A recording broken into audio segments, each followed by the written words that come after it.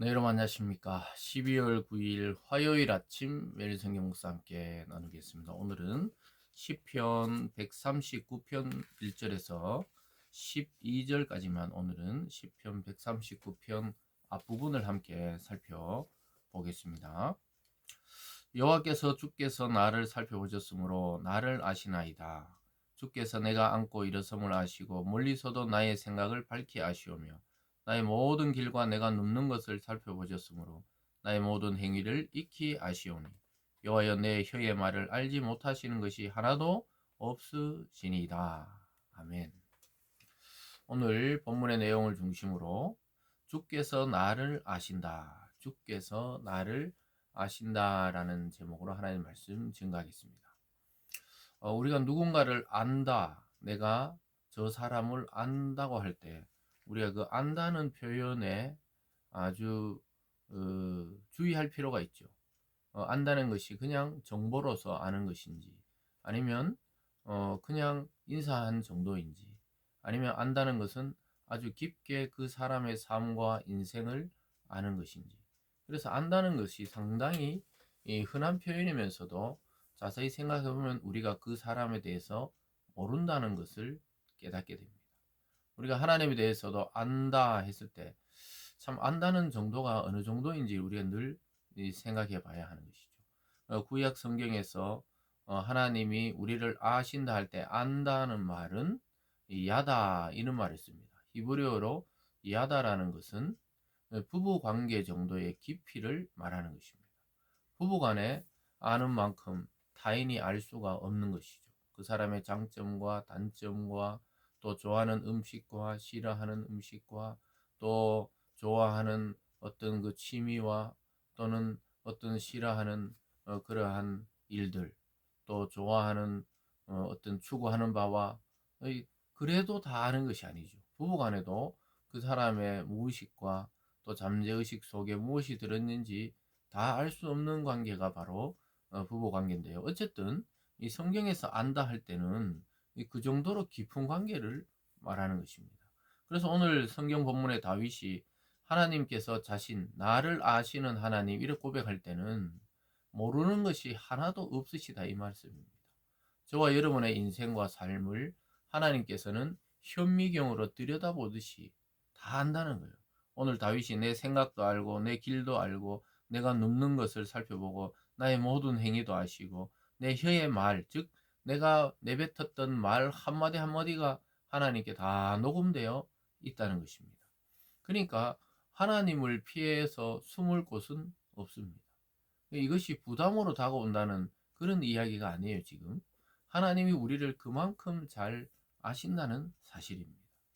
다윗만이 아니라 오늘 저도 또 여러분도 하나님은 믿음의 사람들 뿐만 아니라 믿지 않는 사람의 인생도 다 알고 계세요.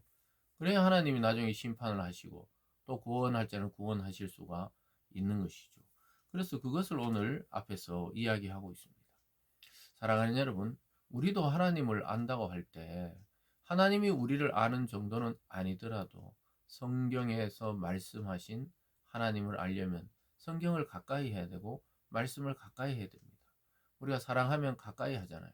가까이 하다 보면 연애가 되고 그러다 보면 결혼이 되고 그러다 보면 일생 동반자로 살아가듯이 하나님을 아는 것도 처음에는 아주 피상적이고 관념적일 수 있지만 나중에는 내 삶에 구체적으로 개입하시고 함께 하시고 간섭하시기도 하고 보호하시기도 하시는 그 하나님의 손길을 느끼게 되는 거예요. 마치 신랑이 신부를 보호하듯이 또 신부가 신랑을 알듯이 우리가 그렇게 예수 그리스도와 하나님을 알아가는 것이 신앙의 여정이죠. 그런 것에 대해서 이야기하면서 완전히 다 아신다고 이야기하고 있습니다. 5절로 가보면요. 주께서 나의 앞뒤를 둘러싸시고 내게 안수하셨나이다. 이 지식이 내게 너무 기이하니 높아서 내가 능히 미치지 못하나이다. 참 놀랍게도 하나님이 어떤 분이신지를 자기 지식으로는 능히 미치지 못한다는 거예요. 그렇죠. 우리가 창조자이신 하나님이 피조물인 인간이 다 알아차릴 수가 없어요. 그분을 다 이해하고 하나님을 다 안다고 하는 자는 거짓말하는 자고 그 자야말로 하나님을 모르는 자라고 할 수가 있는 것이죠. 계속해서 7절에서 10절까지는 피할 수 없는 주님의 임재와 주님의 빛에 대해서 이야기합니다. 7절입니다. 내가 주의 영을 떠나 어디로 가며 주의 앞에서 어디로 피하리까? 내가 하늘에 올라갈지라도 거기 계시며 수월에 내 자리를 펼지라도 거기 계시나이다. 내가 새벽 날개를 치며 바다 끝에 가서 거주할지라도 거기도 주의 손이 나를 인도하시며 주의 손이 오른손이 나를 붙드시리이다. 하나님의 영역을 벗어날 수 없는 이 시인의 고백이죠. 내가 주의 영, 즉 하나님의 영을 떠나 어디로 가며 주의 앞에 어디로 피하리까? 피할 곳이 없다는 거예요.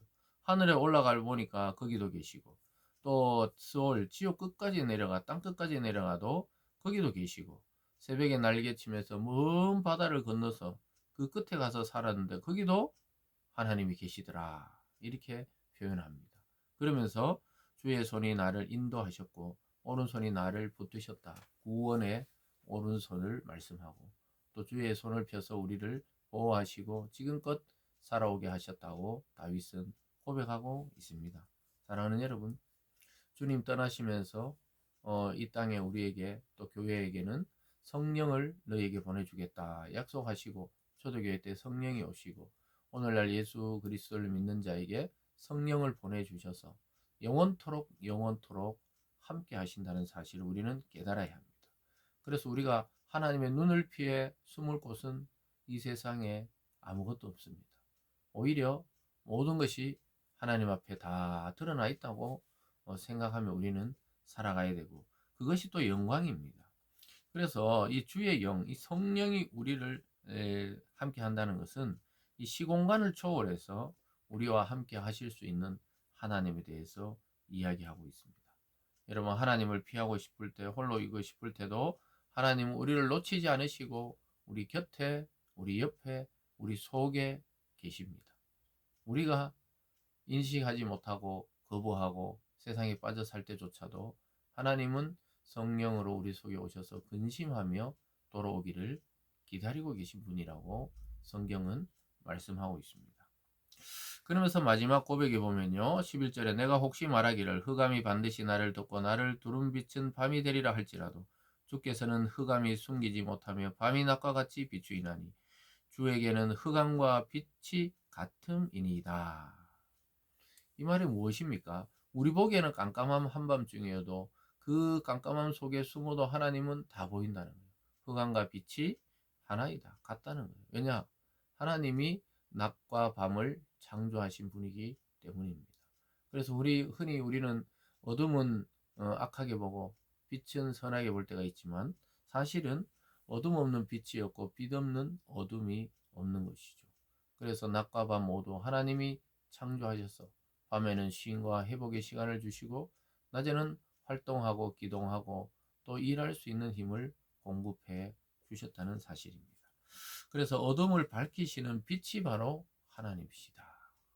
놀라운 표현이죠. 이것이 신약으로 오면 예수 그리스도에게 그대로 비춰지는 것이죠. 어둠과 사망의 백성에게 빛이 비추었다. 이렇게 성경에서 예수를 표현하고 있습니다. 여러분, 그런데 놀랍게도 예수님은 또 우리에게 교회와 성도가 세상의 빛과 소금이다. 세상은 어둠으로 표현되어 있는 것이죠. 거기에서 교회는 빛이 되어야 되고 또 소금같이 맛을 내는 그러한 존재가 되어야 하는 것입니다.